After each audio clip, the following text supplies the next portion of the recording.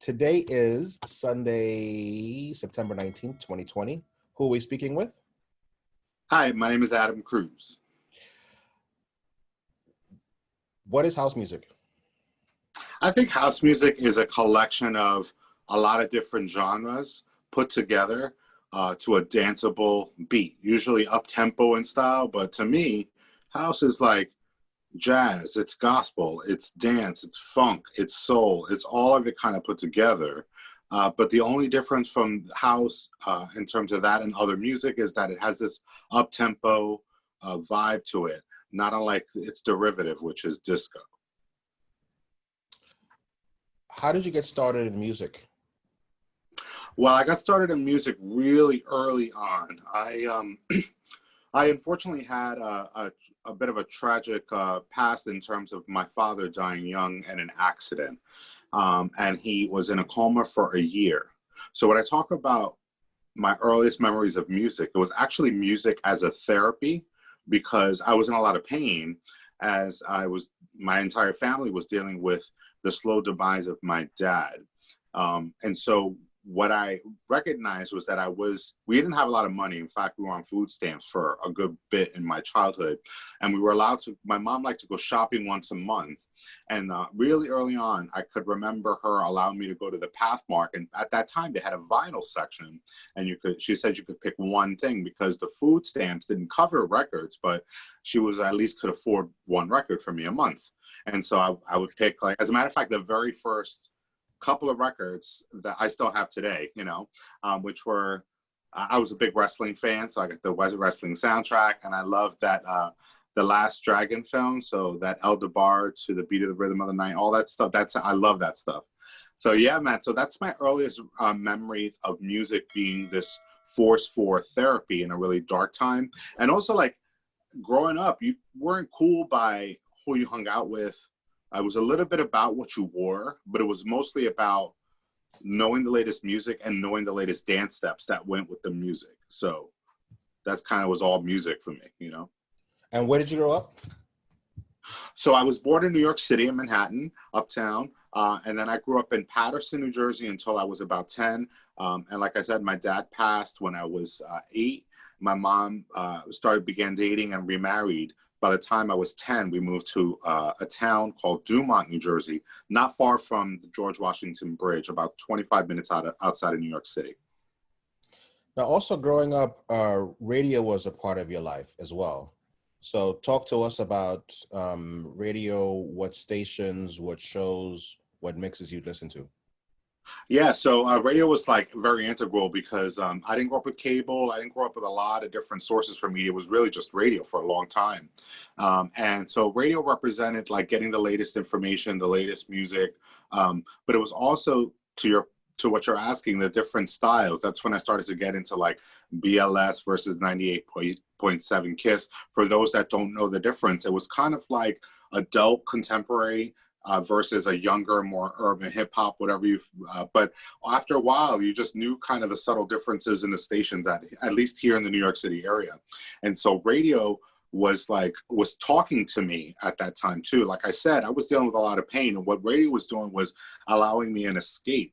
So if you think of those records, those early hip hop records, and they talk about like sort of their grandiosity, how they're like the best at something, or they were like having a good time partying, and all of that stuff resonated with me because I wasn't thinking about sadness. I was thinking about, oh, it's really cool that they can invent this character for themselves, special ed, I got it made. Like it was like this idea that you could be this like, he was like, I'm so rich that I own a piece of Tahiti.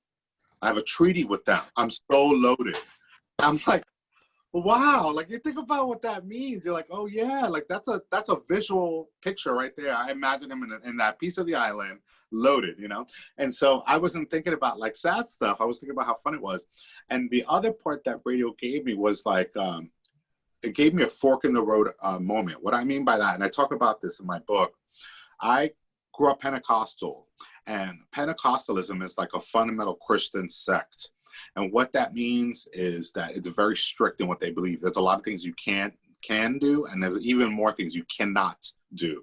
And one of those things was this constant fear of being tempted by the devil.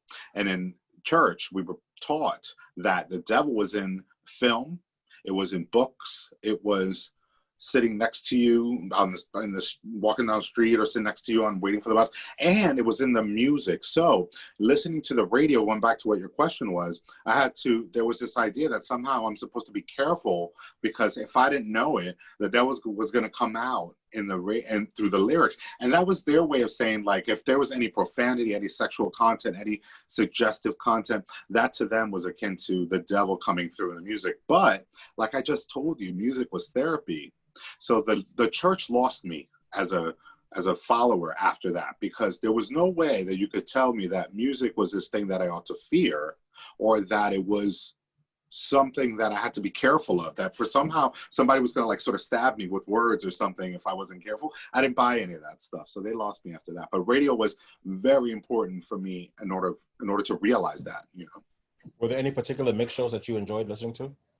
Oh, yeah, definitely. I was definitely into 89.1. NYU was an independent station. Alba Cabrera used to do his thing. And at the time, I used to have a boombox. I used to get a blank cassette tape, and I would record the set, right?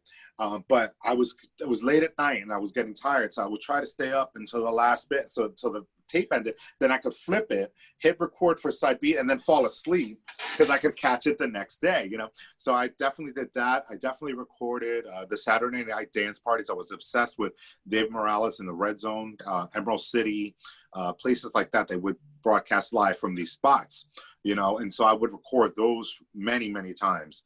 But I was also like into pop stuff. I wasn't that person that only liked certain styles. I liked a lot of different things. And so I found myself really like loving even the Casey Kasem countdown style shows, because it was like a information. It was like, oh, this is the hottest record in the planet right now. Wow. Or in the country. Wow. And I really loved that idea, you know, that you could get like a countdown of what was the greatest records, you know? And do you remember the first club you went to? What was it, and what was it like? Yeah. I went to Limelight in New York City, which for those that don't know was set up like a church. I did that just as like it wasn't really planned that heavily. I was in high school. I grew up kind of strict, so my mom didn't know, you know. She was remarried, like I said, so my stepfather, nobody I knew. I was just hanging out with my friends from high school, but we drove into the city, went to the Limelight, which I thought I was going to walk into house music playing or techno or something hard like that. And it was actually industrial night, because for those that don't know, Limelight was a concert venue as well. So it wasn't just club nights. They had that too. But it was also many a night you could go and walk in and watch like a live rock band. In this case, it was Typo Negative, which is one of the most popular industrial bands in that kind of music's history. But I don't know anything about them. They were strange and crazy, but I remember it was the first time that I experienced being in a club with the church thing. Remember, I'm just telling you about Pentecostalism, so it was trippy. And it was my first time ever experimenting. I smoked a joint for the very first time in my life. So I don't remember being that stoned, but I remember being like, this is trippy just where I'm at. You know what I mean? And do you remember the first house club you went to? Yes, it was Timmy Richardson's Wild Pitch, that House Nation party. That I was going to in high school too. Again, going to my friend's house, sneaking into the city. And it was the first time that I felt like I could get in. I was really nervous because I thought they were just going to ask for ID. For whatever the reason was, I wasn't asked, and I was able to go right in. And it was the first time I saw literally Vega perform live. The hat and the whole, like, it blew my mind, because I had been collecting records for years at this point. I had been, like I said, since I was a kid. So now for fast forwarding to around high school time, by then I had been following Louis's work to the point where I followed him from freestyle music, because that's where he started producing freestyle records. For those that don't know, they sometimes called it Latin hip hop, although where we came from, you never called it that. You only called it freestyle. And then he got into house after that. So I had been following him. So it was the first time I caught him live, and that was really dope. And that first time I saw that, it was serious. It wasn't like show up to be dressed to impress. It was like, it was a dance studio where I went, because I understand that House Nation moved around a bit. So when I went, it was like a dance studio. So they had like the ballet bar, and like, it was like hot girls with their like black bodysuits stretching and ready to dance. Like, it was serious. It was not about, it's like the baby powder on the floor scenario. It was the first time I experienced all that stuff. I have been going to teen clubs in Jersey, but it's not the same, at all. Oh, we need to do a separate story on teen clubs and what that whole phenomenon Yeah, was. no, I went a bunch. So when I went to House Nation, it wasn't that I didn't know what club life was. I had already experienced it on the teen sec, but it was way different, you know. And then you also had either a cousin or an uncle that was into music. Uh, Yeah, my so cousin talk about is that. about 8 years older than me, and he was the first person I knew in my family that was a DJ. And he lived in the Bronx on Fordham Road, and he and two of his friends, Freddie O and Louis Love, the three of them, Frank Allah, he would go by Allah, and the three of them had like a DJ company, if you will, a TJ gang, a collective, and they would play it in the park, you know, house parties in and around the cities. But my cousin admitted to me that he was just really doing it to get girls, you know? And so he's doing his DJ thing for a while, trying to get girls. And then he got his first hoopty, his first ride. And he was like, I don't need to DJ. I have a lot more time with the females if I'm in a car. Because when you DJ, people don't realize it, but you actually can't mac on a girl. You can't, you know, kick your game to a girl because you're busy, you know? So when he got his ride, he ditched the DJ stuff and he gave me whatever he had, which was like 3 crates of records and like 2 B100s, which were Techniques, like a belt drive turntable, and that was it. So the rest I got in bits and pieces. Like at a thrift shop, I would buy one at the time you could buy those units. There was like radio, cassette deck, and the turntable on top. And I discovered one day that I could press the 2 buttons for tuner, which is radio, and record player, and it got stuck, and you could hear both coming out. So now I could go and mix against the radio. So if something on BLS was playing, I could find a record that I thought was similar, and I would use my fingers to slow it down or speed it up with my fingers before Frank hooked me up with the B100s. And so now I could pitch control, you know? And I was still doing that experimentation because I love to do that with cassette tapes. I love to really try 3 turntables, the one in the top without pitch and the other 2 with. So I was really into experimenting early on. That's all I ever did. And my mom was strict, so I couldn't play music loudly, right? So when she went to do that food shopping and leave me home alone, I would crank it up really loud so I could do it, you know. And then she'd come home and tell me to turn that shit down because it was so loud. And then I did that. And even at nighttime, I would stay up in my headphones. So I got to really learn how to mix by putting my ear down and hear the needle start the track, and I could cue. Because when you're hearing everything through the headphones and having no outside sound, there's no way to cue and mix like that. So you just got to really learn. And so that helped me a tremendous amount later on in life, that I can mix sometimes without even messing with a headphone a lot, because you kind of get the feel of what it is because you didn't have it to begin with, you know. And how old were you when Frank Allah gave you his gear? I was like 10 years old, I think. Yeah, around 10 years old. And so I had it and I was rocking that. And then I was starting to do I had a little girlfriend, so I did her little little backyard party, stuff like that. You know, I would mostly be in my house practicing. My cousins would come over and they would listen to me play the latest songs, and I would try different stuff, you know. And then when I got to college, I went to Rutgers University. I joined a fraternity mostly because I could DJ all the parties, you know. So I did that, and I met my wife today at a party at Rutgers, you know. So that's how deep it got. And then I started to play clubs in college, and like little bars and stuff around college. And I got to see Toate from D-Light play live at a local like club around the way. And so it was a lot of fun, you know. And at that time I started to go to Palladium. I started to go to, you know, I had experienced the first time Sound Factory Bar. That was college time. And I even got to a point that I got to be called a promoter at Palladium. This was like at the end of Peter Gation's rule, the owner. And it was the time it was going down, and they let any schmo be a guest list person. So they would cut you in, they would give you a few dollars depending on how many people bought entrances. So I could roll up and be like, yeah, I'm a promoter at Palladium. But it was totally not real. It was like the last days of the club before it was tanking. They're like, oh, you down the street? Yeah, you could do it. You could be a, you know, promoter. Come on. So I recognized that, but I loved it. I was like, this is really cool, you know. That's so good. What is Deep House Page? Oh my gosh. So Deep House Page has a lot of meanings to me. Deep House Page was a continuation of Underground NYC to me. So Okay. Underground NYC was the first website I knew in the New York City area that was a message board for people that loved house music like I loved it on a very deep, visceral level. And we all would talk about our favorite records, and then we all would, you know, have funny moments. And then it started to be about just characters and meeting up, and it was very community oriented. And then when Deep House Page started, it was again another message board, and it kind of usurped Underground NYC. I'm sure we could talk about that, and that's a longer conversation. But for several reasons, I think DHP became what Underground NYC thought it was trying to do, but DHP figured it out in a way that its predecessor didn't. And so through these experiences, we experienced stuff like highlighting DJs we didn't really know. We would have DJ contests and people would vote in this message forum setting. And so I won one of the contests one year, and that sort of helped me because now when you walked into New York City clubs, you were meeting people that you already sort of got to know through these message boards.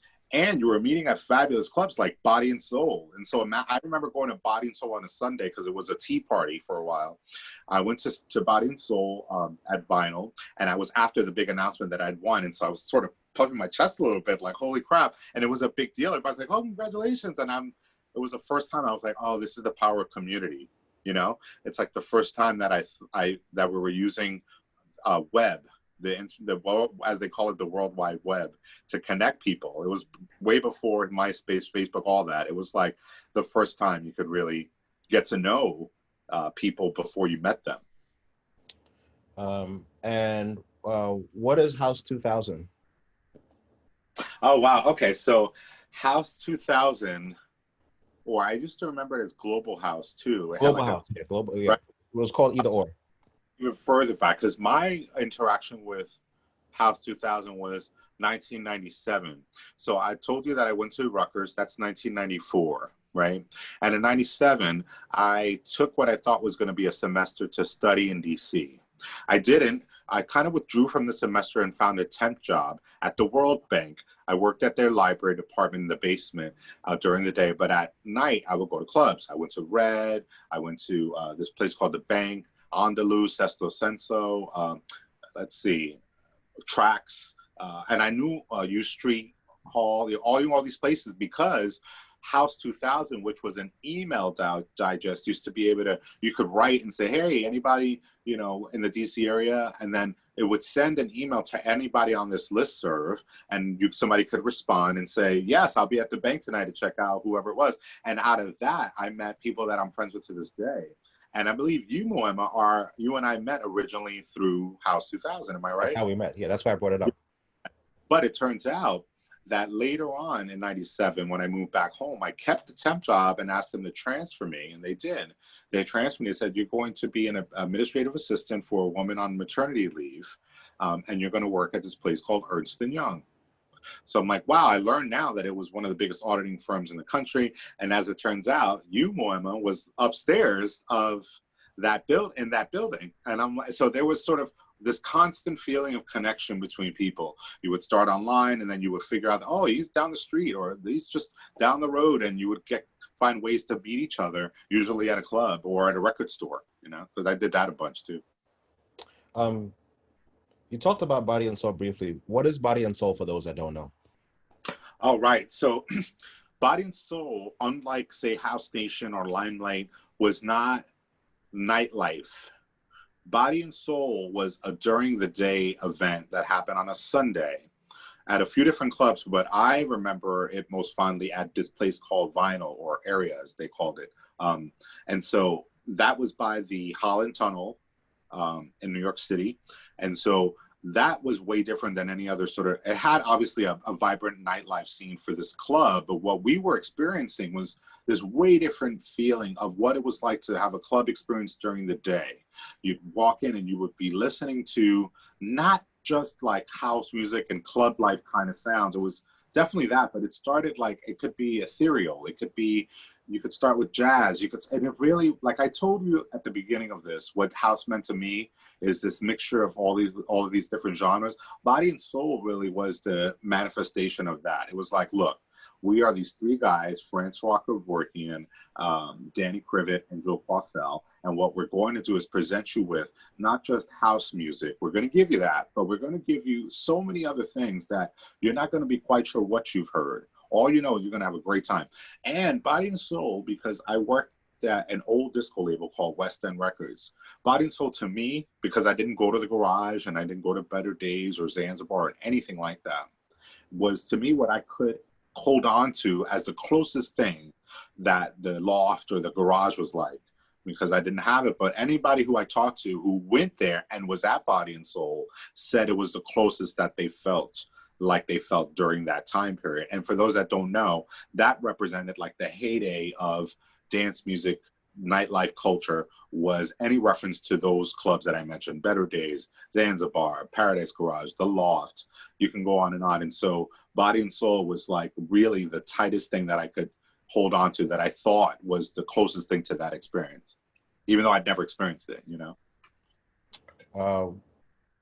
What was Deep Sea? Oh, wow. So Deep Sea was, oh, gosh, I don't know if I have this right. It was like a Tuesday night. You could get together at a Tuesday night somewhere, and it was run by E-Man Clark and Lola Irioga Redpan, and the two of them, a female and a male. And it was very interesting because she's like this petite, like fair-skinned Latina-looking girl, a very tiny fit, and then E-Man Clark, for those that don't know, is very sort of towering figure, very tall, very like just a larger-than-life kind of figure. And so Deep Sea was this meeting of the minds of two individuals that were very, appeared to be very different, and they were very aligned in their musical taste. They're two DJs that they would rock at a place called Halcyon on Smith Street between Butler and Douglas. They played there so much that when Halcyon opened its gardens, it was an indoor coffee shop, really dope, where everything you sat on you could buy. It had records, you could buy CDs, you could get coffee and beer, you could get a meal, and then you could eventually go to the garden. And E-Man and Lola were so beloved for their Deep Sea parties that they had a mural painted of E-Man at the side of Halcyon. Do you remember that? I don't know if you remember, but I remember. It was really, really larger than life. But the two of them started Deep Sea, and it was really dope because Deep Sea wasn't, although they definitely blended music together like a normal house DJ would, they weren't like, it wasn't number one for them.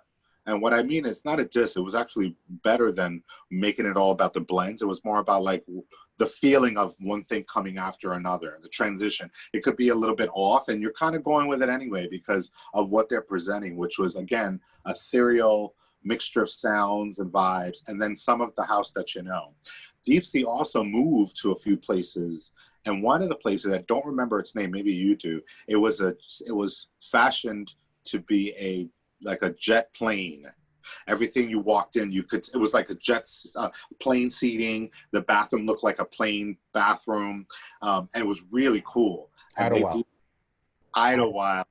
Thank you. Yeah.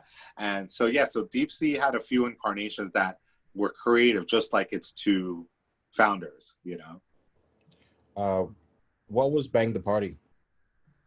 So Bang the Party is, again, another house event, but again, a little bit like what you were gonna, as close as you could feel like the camaraderie of like the Garage and the Loft. But this was very choice folks. If you were going to Frank's Lounge, which is where Bang the Party was starting out, that was a very special place. You had to get there, you had to know where to go, and you had to be aligned. So it was very important that you knew the community, because you could mess around and never know that you knew Frank's was rocking, but you could never know that this prominent party called Bang the Party was happening there. And that was Lori Cavall and E-Man as well, right? So now we're talking E-Man again, touching other figures. So these are all individuals that were throwing lots of events, and they would have names to them, branding them as a thing you would go to. Deep Sea, Bang the Party, Body and Soul, Legends. You know, you could do this on and on and on. And so you would have folks that would do multiple events, but they were all branding themselves, and it was quite popular for a good while, you know. And I think they made a documentary out of Bang the Party too, which is another testament to its popularity and its impact, you know. What is Mixtape Sessions? Wow. Okay. So Mixtape Sessions happened after that contest, one of those DJ contests I told you about where I won. And then after that experience, I wanted to essentially do sets, guest DJ sets with other DJs in that community, DHP, Underground NYC. I asked several DJs like Curve and Mark and Juan Valentine. At the time, they were Dance Promise. I asked, and I would go to their place and play with them, and meaning that I would bring my records, show up at their house or them at my place. Mostly I went to them because I lived in Jersey. And we would play records together and record it or just have this experience, you know, and I loved it. I did it with Mr. V.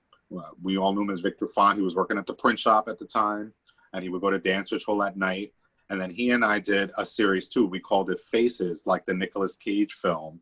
And we had like a fun graphic, and it was basically like a versus kind of set. And we had a lot of fun. So Mixtape Sessions happened because after I had those experiences, I hit up Lola of Deep Sea to say, hey, can we do the same thing? And so she said, sure, come down to Halcyon, where I do my parties. I'm doing something else that's not Deep Sea. I'm just going to show up. Why don't we set up this date? It was in October of 1999. So I showed up with my records like I had been doing, and we had this. I had not experienced Halcyon. And I was like, this is really, really dope. That you can be at this really fly looking coffee shop, you can get a drink, coffee, something, and then you could buy records. It's a win. DJ booth, really, really nice. And they even had like a screen behind, so they would play movies on mute or imagery on mute. Very cool, very styled, you know?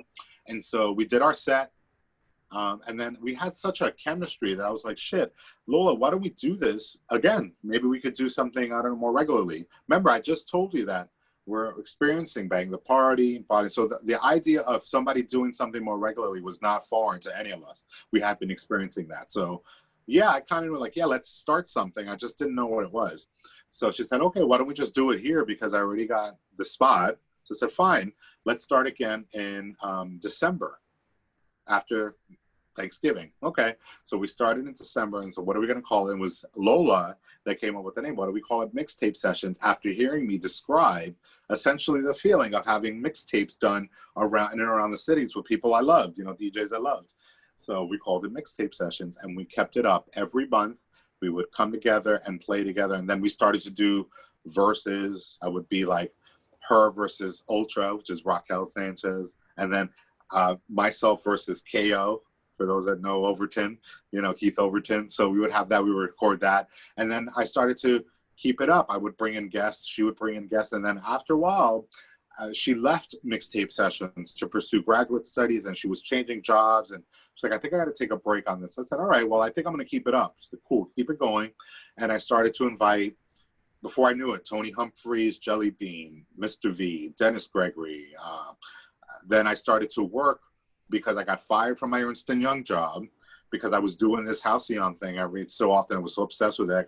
One day I went into the job and they were all crying. I'm like, why are you crying? They told me to go into a room, and they said they no longer wished to have my services or something to that effect. And I'm like, why? You know, this is, you know, they just repeated it. We no longer wish to. And I'm like, holy crap. There was a guy there that had to walk me to the bottom floor. I'd never gotten fired before. I was devastated. But in retrospect, it was the best thing that happened to me because of the people that I talked to was you, and you had reminded me that there's a job that was looking for someone at Mall Records, Masters at Work Records, and I thought it was going to be for an internship. I've been working at Ernst & Young, so I'm like, I'm not going to do an internship. I was making a salary by this point, and you encouraged me to go anyway. So I went. And I interviewed with Rosie Lopez on her very last day of working at that job because she had accepted one of the director jobs at Tommy Boy Records. So she was going to be working for Tom Silverman. So she interviews me and says, this is a PA job, production assistant job. It's not an internship. It is paid. This is what we need. We kind of need like a gopher, like a dude that does everything. Not a personal assistant, but you're going to be, you know, we're going to be using all your skills. I knew how to do graphic design just out of necessity. It wasn't because I was very good. I just knew I had Photoshop because I wanted to make flyers and I didn't want to wait for people. So I figured it out. But when I worked there, they said, okay, you're going to be doing all of that. So before I knew it, I was designing the design logos, design labels on the vinyls. So halftime. Yeah. tell everybody who is Masters at Work. Okay, yeah, so Matt, thank you. Masters at Work is a duo, production duo. They are known as Little Louis Vega and Kenny Dope Gonzalez. Nowadays, Louis has dropped a little, so he only goes by Louis Vega. They're both Grammy nominated. Louis is a Grammy winner, if I'm not mistaken, as I believe that Kenny was nominated as well. But at any rate, they're very famous. They've done records for every pop name that you could think of, Debbie Gibson, Janet Jackson, on and on and on. I got a chance to work for them at their office in Union City, New Jersey. And when I went and started to work for them, they were in the throes of doing a few things. One, they were taking a break as a duo, and Kenny was going to launch his solo imprint, which was Dope Wax and Ken Lou, or K Dope. I forget, there was some Dope Wax and something. Anyway, before I knew it, like I told you, I had some graphic design experience. Kenny had me sit down to create a logo for what would be a bunch of stuff, Dope Wax, Ken Lou, and you go on and on, right?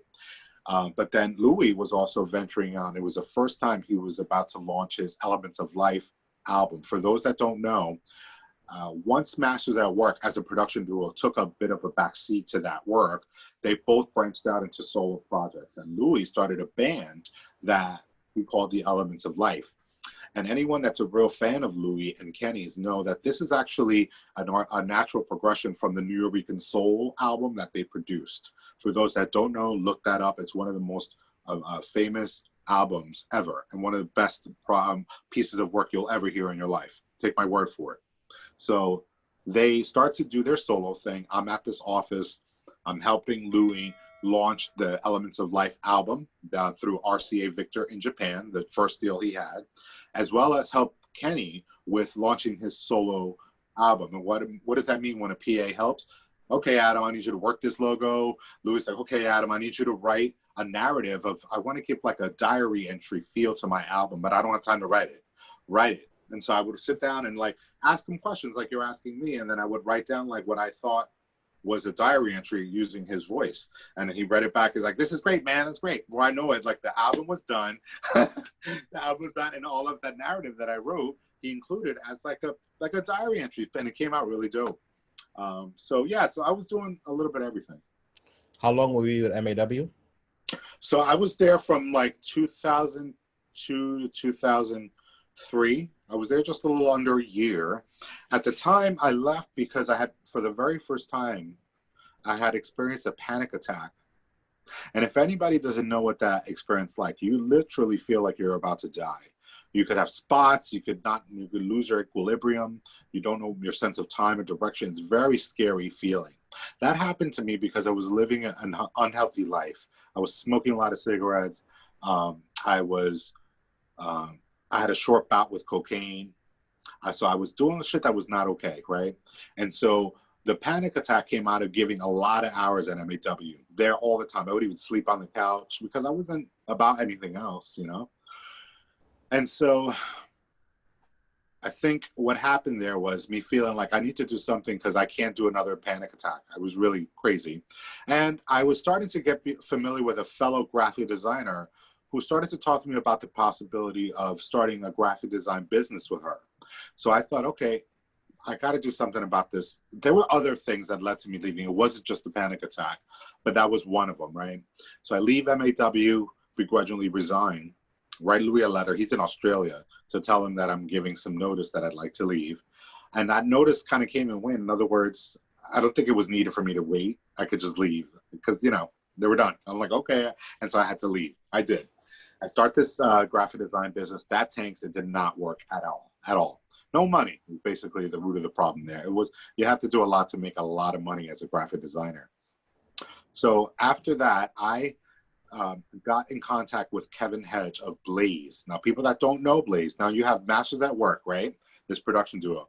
There are other production duos that are very famous. One of the other more famous is Blaze.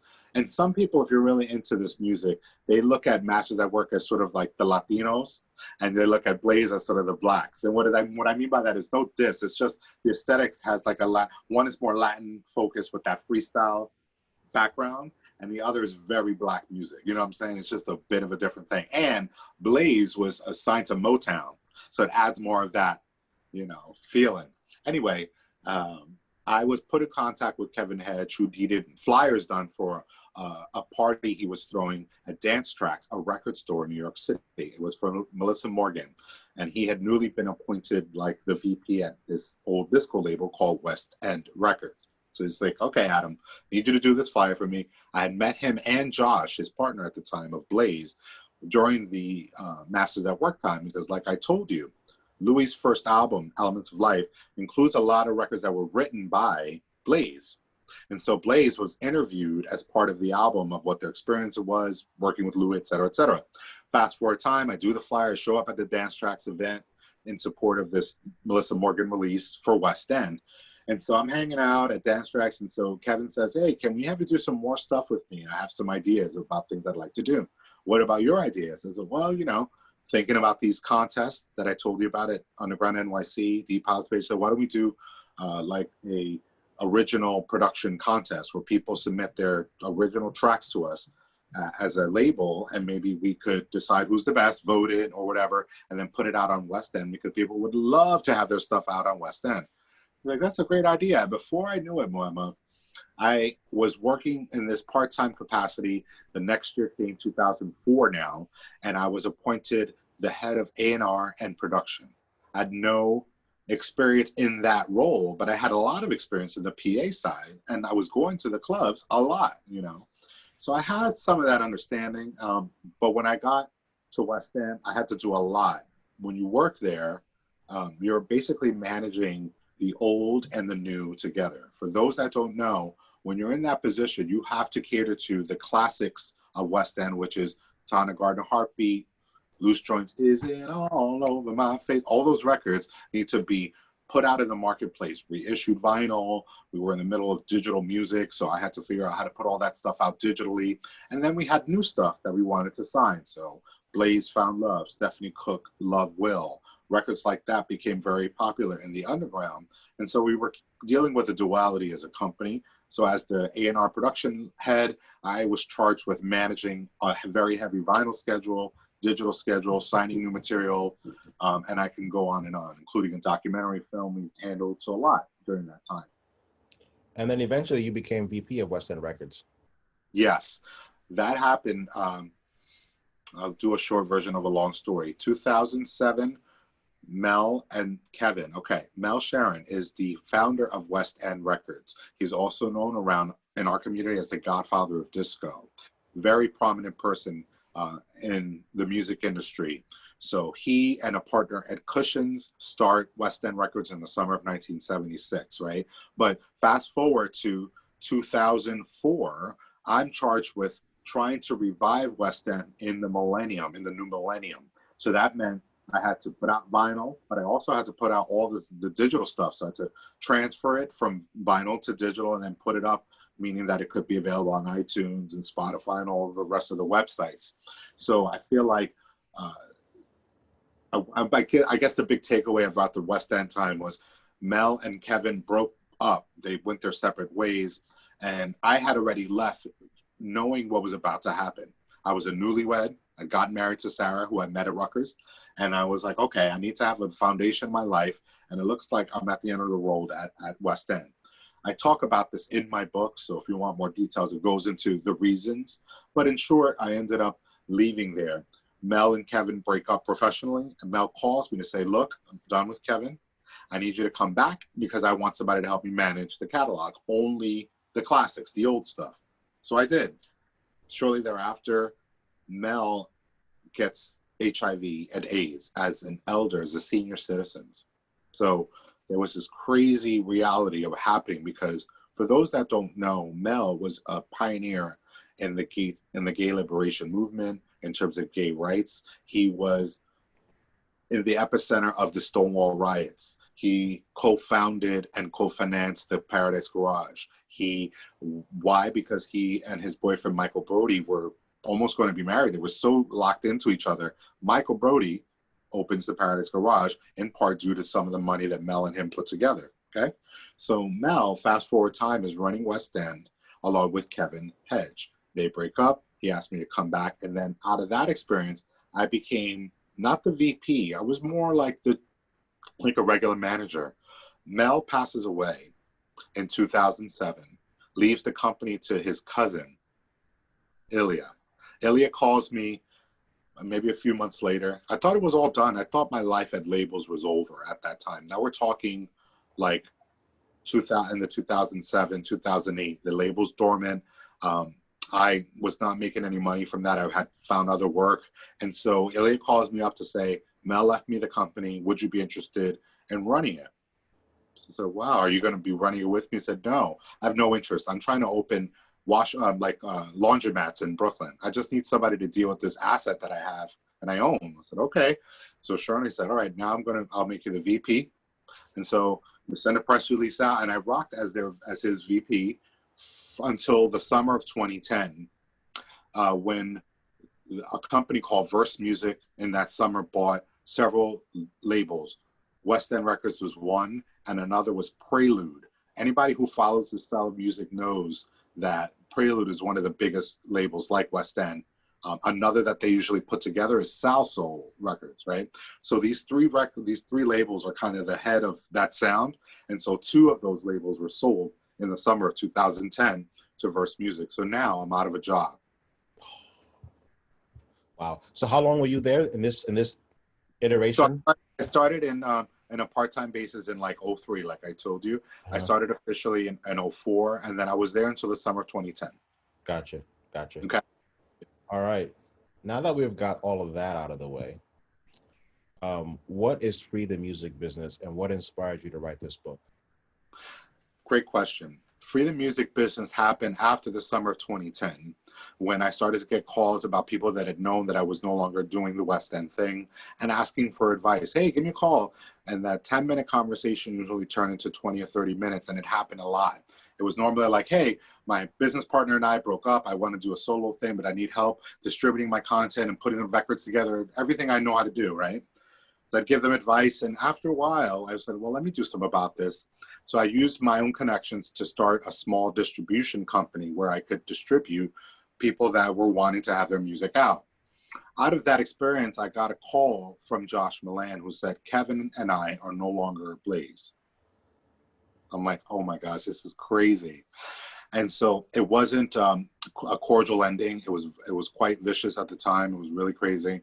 But he asked me, he said, look, I want to start a label and I want you to rock with me, because we had already known each other and he knew my work ethic and he respected me.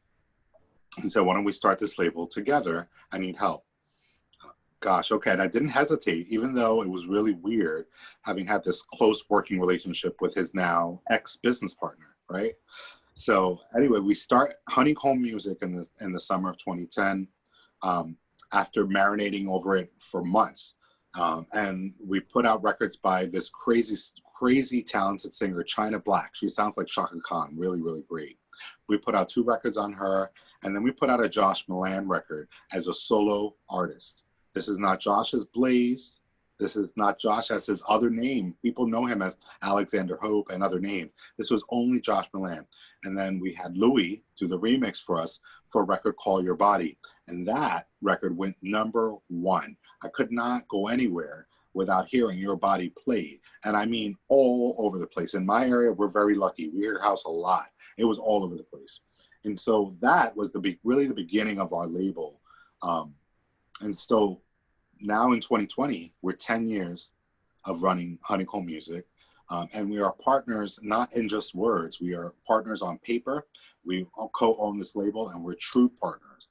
And I think we both wanted that because we were both kind of healing from this experience of having worked with partners in the past and then not working. I told you about my graphic design stuff, the working in previous labels, and never feeling like I was owning anything. You're kind of just working for the man, if you will, you know? But this was the first time that I had owned something. Also, it's very important to note that I had been operating my own label, Mixtape Sessions, which now is an offshoot of the show. I started that in 2008 with my sister Flora Cruz as my recording artist. We had an album we put out. We had a lot of success with her single called Let the Sunshine Out. So when I started Honeycomb, I knew kind of what to do to start a label because I had done it 2 years prior with my own Mixtape Sessions, right? So that's kind of how that started. Free the Music business happened because I started to record episodes of a show where I talked about a lot of the issues that came up in conversation. So publishing, royalties, what happens with the streaming dollars, how downloads work, piracy, and I could go on and on. And so I was broadcasting that for now 11 seasons. That happened through a connection I have in Africa. And so I was really like trying to find different ways to promote my music. So I utilized the music business show as another way to talk about issues that I know other people like me are talking about and highlight my latest releases. And so Free the Music Business is a collection of a lot of the episodes, a lot of the topics that I bring up, while I set a chronology for streaming music and how it became popular, as well as my experience working at West End Records in particular.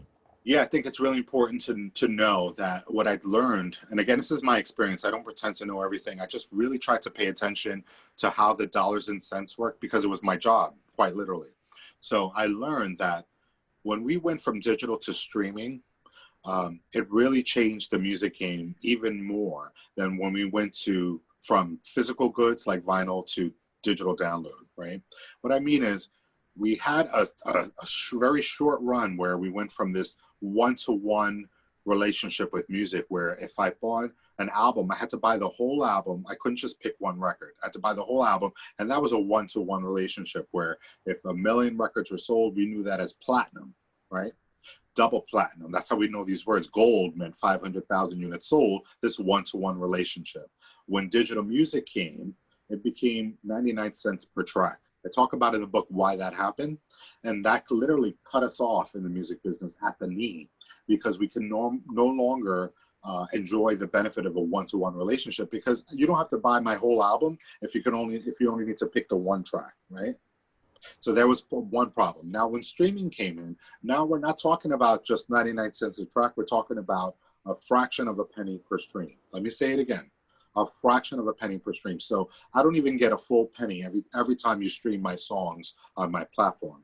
I have 3 albums that I've done on my own, a lot of singles, and you have to listen to my work thousands and thousands of times in order for me to earn the equivalent of what would pay a cell phone bill. So it's not a livable wage at all. And so the book really sets a chronology for how we're in this quagmire and even talks about ideas for what you can do to deal with the reality at hand. And just it gives you an idea of what the future might be like. Yeah, that's great. Knowing what you know now, how would you approach your career in the music industry differently, if at all? That's a great question. I don't, and this is me speaking personally from my particular role, I don't think that I would have given so much of my skills and gifts without equity. What I mean is that I should have been better about owning some intellectual property so that years later I could have some benefit. Because now I'm a married person with 3 children to consider. It's not just me, the single guy. I want to leave something for my children. So although all this hard work is in vain, you know. So I think the difference I would have made is I would have allowed myself to be in a position where I could own copyright or own artwork, so that if a logo is being used X amount of times, I would see some residual from that. But I don't think I was in a position of power at all. So what happened in my life was supposed to happen in the way it did. But since you're asking me what I would do different, I would position myself to be an owner, a boss, much earlier than I did. I allowed myself to play the back and humble way too much, to the point when I wanted to be in the front as a recording artist. It took me longer to be taken seriously because they thought I was either a fluke or they were just waiting for me to go back into the background. But I'm a recording artist, so I had to honor that, you know. What advice would you give the next generation of DJs and producers? I think they need to prepare themselves for the fact that we are in a transition of live streaming. And DJs right now are depending more and more heavily on the live stream because we are in quarantine. I think we are going to see a switch up in that. In other words, as early as October 1st, Facebook has made it clear that they are squelching any idea where you are incorporating music in your experience, be it a live stream or posting anything. You are not allowed. So they're going to be clamping down on that. To be honest with you, the RIAA, the Recording Industry Association of America, has clamped down on podcasts. My own podcasts have been removed because of some of my songs infringe on copyright. And so it flags it like Shazam. And it sends a notice, and I remove it. And I said, I removed that particular episode, but now it's to the point where they've completely removed my podcast directory. So now I'm saying this is going to be plaguing every DJ and person who creates online. So advice, keep your business affairs tight. What does that mean? That means if you're creating content, make sure you sign up for the right Performance Rights Society, BMI, CSAC, ASCAP, anywhere where you live. The appropriate performance rights organization is there for you to sign up with. They will handle the digital performance, etc. Sign up for Sound Exchange, sign up, and make sure that you know where your money goes. The other thing I would make sure to do is try your very best not to sell your copyright. Try to own your work. I own all of my work. I've not sold anything outside of like collaborative stuff. You know, I would sell that. But stuff that's my own, I try not to sell my copyright because I can use it. So I would try to keep that ownership in check. And also understand that there's a very interesting thing that happens with collaboration. If you work with someone, it's wonderful, except when they don't give what you give, or when you don't give what they give. What do I mean? If you're going to be a partner or collaborating with someone, you have to realize it doesn't work unless you have synergy. You don't get synergy, that feeling like you do a little, I do a little, you do a lot, and out of that we're building, or a tree is growing and blossoming. All of that does not happen if you don't have not only the kind of work ethic where this synergy occurs, but you also have to equally have gifts. You can't just have the gift be gab.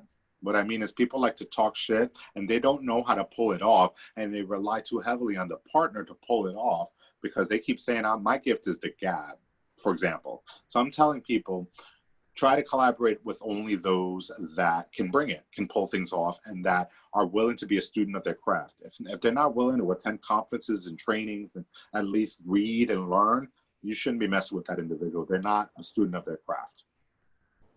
And put your stuff on paper. Don't pretend, don't buy into the romance that we're building a business together if it's not on paper. What's next? What's next? I'm working on my 4th album right now. I've just signed an artist to Mixtape Sessions, Rebecca Cherry, phenomenal violinist. She's traveled with Beyonce and a bunch of other artists. Great artists. I'm working with her. I'm working on my 2nd book. And I'm also reviving an old art series that I started to take on called Plena Punk. It's all about Puerto Rican identity. And so I'm reviving that series. I'll show you a bit of the pieces here so you can see. I don't know if you see this here. Sorry. Give me a second. Oh, there. Yeah. So these are like computerized images. They're vectorized, and then I can make them really large, billboard size, or really tiny like that, like 12-inch size. There's my singing. Beautiful. Thank you. And so I'm working on more of that stuff. And I think I just want to spend more time on it. So right now I've taken that image and I put it on a canvas. I'm waiting for it to arrive on Friday, and then I want to begin painting on it. So I'm doing that kind of stuff. I love it. Yeah, man. I want to go back to some music related questions. Sure. What is Soulful House? And are you okay with the categorization or not? Okay, so to me, Soulful House is dance music that gives off a feeling of what soul music is like. And when you're dancing to dance music and it feels like you could close your eyes and it could be Aretha Franklin or Gladys Knight or Patti LaBelle or something soulful in nature that gives that tug at the heartstrings feeling, that is Soulful House to me. However, we're in a place now where it almost doesn't matter. We're like crabs in a barrel if we keep arguing over subcategories because we're not making more money to begin with. The real money makers aren't concerned with categorizations. They're making up their own thing and they keep it moving and they make their money. I think we spend too much time in these categories thinking that it's helpful, but at this day and age, it's not all they think of it is it's dance music or EDM or whatever broad term that people tend to place. And what I mean by people is the masses, not those that are so clued in and tuned into the underground like we are, you know. So I don't think it's helpful at this point to have the categorization. It's actually, in my opinion, it came out of homophobia, transphobia. The idea that that night the disco sucks revolution happened the night at Kaminsky Park. That to me started us down the trail towards categorizations, because they didn't want to call it disco because it was too gay or too black. They had to switch up the title and call it dance. And now we get into these stupid subcategories because now they think it's great to try to narrow it down even more, make a niche market even more niche, while they make millions. Think about what Apple, Spotify, and these companies make off the back of music. Apple's worth $1 trillion today. Spotify has gone public specifically because it used our music. So my music is being traded on the stock market. So yeah. How important is a DJ residency these days in building a DJ's career?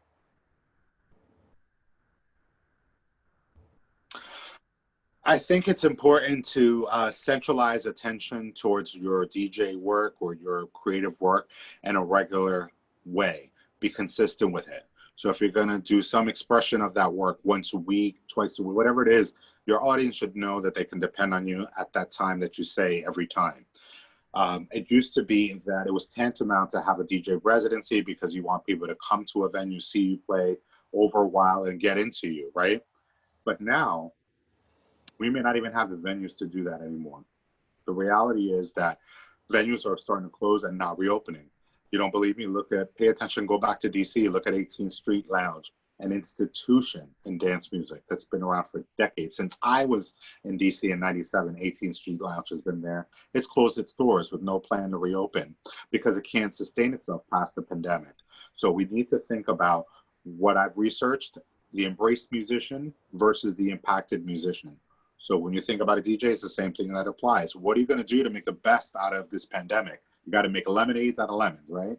That means you got to come up with a virtual space that's going to work for you as a DJ. We all know that today, Mixcloud is the place where you could not be blocked or muted or deleted. So Mixcloud might be the way to go because they're based in Europe and not in the States. But I think the future of DJing is going to be this a mixture of online presence and internet engagement, social media engagement, and personal touch. We're going to have to find new and innovative ways to grab attention from our fan base when they're dealing with a screen like this. Because I could listen to D Nice, and Wema, and Adam, and everybody all day long. So where's the buy-in? Why should I listen to you over someone else? You know. And I think it's about, for me, saying you don't only get music from me. You get music education. I'll tell you about what I'm learning. I'll write a book. I'll put a music conference together because that's coming next month, the Mixtape Sessions music conference. So I'm always trying to think about how to pair my music and my books with other things like conferences and meetups and stuff like that. And I think that's what DJs should be thinking about in the same way. How do I branch off and do other things? In a world struggling with COVID-19, what's the role of social dancing? And is dance music facing extinction? I think dancing is therapy. So I don't think we'll ever see the end of dancing. Dancing is very important for our health. So what do I see as the future of social distancing and in terms of dancing? We're going to see an expansion of outdoor events, even through inclement weather. We'll probably not have very many indoor venues to enjoy, unfortunately. Or it's going to be too problematic, man. We don't know the stats. Right now, it's too up in the air what causes the spreading and what doesn't. We know that if you're in enclosed quarters, that's not good. So I don't see us being able to dance inside a space for a while. So it's going to be mostly outdoor events. And so it's going to be very strange. And I think, unfortunately, we're going to lose a lot of businesses. But those that survive will have done so because they found funding that was sustainable. In our New Jersey area, oftentimes these outdoor events are not cover charge based. They're through a grant or through some endowment from a board. So I think you'll see more of that continuing on because not just house music, but everyone is going to want to get out and dance and have a good time. So I see municipalities funding some of that in the future. Not without a lot of pain, though. Mm. The Jersey sound has its own identity from New York. What is it and why is it? I think the Jersey sound comes, and in my opinion, specifically out of the Ironbound section of New York, which was... Explain what the Jersey sound is for those that don't know. Well, I think for me, it's, again, I'm not pretending to know everything. This is my feeling of what I think it is, right? So the Jersey sound to me is not unlike what you experience in house music of the time period of the 80s and 90s. The difference was it was even more soulful than what you were experiencing in, say, New York. It was more gospel tinged. And then you were seeing a lot more hits, if you will, coming out of the Newark, Jersey area. And they were recording a lot of those records in the Ironbound section of Newark at the studio called Axiom Studios, and other places like DJ Camacho had a studio in his house. He would do a lot of records. But these groups came out of this New Jersey area and they were very popular. And they also, like New York had the Paradise Garage, New Jersey had Zanzibar and other clubs like it that really made its own community vibrant in New Jersey. So you have a lot to be thankful for. Tony Humphreys, Ace Mungeon, all of these individuals made records. Jasmina, they made records popular and the sound popular for Jersey, but around the world. So what is the Jersey sound? It's that extra, it's like extra soulful house, extra gospel, extra Kenny Bobian's out of Jersey. So you know what I mean? It's like a different layer there. And so I think your other question is what happened to the Jersey sound? Was that what you were asking? Yeah, I'm sorry. Exactly. Yeah. So what happened to the Jersey sound? Again, this is my opinion. I speculate that the Jersey sound got folded into the general house music sound. It was no longer distinctive. And why? I mean, you can take your pick. I think that you had a population of individuals that pursued recovery. And that changes your ability to hang out late and what you're going to create. Or if you're creative, it changes how you create. I also think that we had a time where people found religion, in particular Islam. So you had, especially in New Jersey, an uptick of Muslims that were househeads. And then you had just a different switch of a life. You know, people had health issues. You know, HIV really decimated lots of Black and brown communities, and New Jersey was not immune. So I think a lot of things changed the Jersey sounds, folks dying off too young, and also people finding religion recovery. And so that changes that socialization, because now you're not drinking and drugging and you're not doing the things you used to. And also, again, I speculate that their business wasn't tight. There were way too many stories, at least in the Jersey area, where they say the following, anything like the following. I made a lot of money and I never saw a dime because such and such never paid me. Or there's always that kind of story where somehow, some way, they didn't get they didn't receive the due justice in the form of money or whatever. And some really sad stories. Some artists like Colonel Abrams died quite poor. And for those that don't know, Colonel Abrams was that sound for New Jersey for a long time. And he died quite poor. And that's because we don't foster things like insurance, health insurance, 401ks, like any sort of thing where artists are taken care of in the long term, you know? So I think that is the big thing that might have plagued the New Jersey sound. And all of house music is that lack of that health and wellness. We don't have that in house music. And you could see that. Look at Frankie Knuckles, diabetes, amputee, then slowly deteriorated. Camacho, diabetes, amputee, slowly deteriorated. And I can go on and on. And COVID, I don't know about you, Moema, but here in New Jersey, in a matter of 3-4 weeks, I lost 12 people that I cared about. Not like high and by, what's your name again? Not those people that I had broke bread with, spent time with, hung out with, danced all night with, you know, that kind of thing. And you never get them back. And I think it's hitting our community harder than any others. Those are the questions that I had. Is there anything else you wish to talk about in this interview? No, I think it's important that they read the book because I want people to understand what I mean by free the music. It's this double entendre. You know, right now you could search music for free on YouTube. You don't have to pay a dime. You might need to sit through an ad, but you can get music for free, right? But YouTube, which is owned by Google, makes billions of dollars while we get a fraction of a penny, right? Same thing with Spotify. Spotify has a free trial period. For a long time, we got $0 during that trial period. We only got a fraction of a penny after you started paying. It was actually Taylor Swift who made it possible for us to get paid during the free trial period because she wasn't having it. And because she's an artist with power, she leveraged that power to help the greater good. So I think I want people to read my book to understand why you need to pay attention and you can't sit on the sidelines, why you need to become politically activated, and why things like net neutrality and this fraction of a penny per stream nonsense, the Music Modernization Act. I talk about all of that in the book because it's no longer the time for us to act like we don't know. We have to learn because we're going to get left in the dust. And I think that's part and parcel of what we're dealing with in house music, is we're ignorant to a lot of how this works, and therefore we're left in this in the back.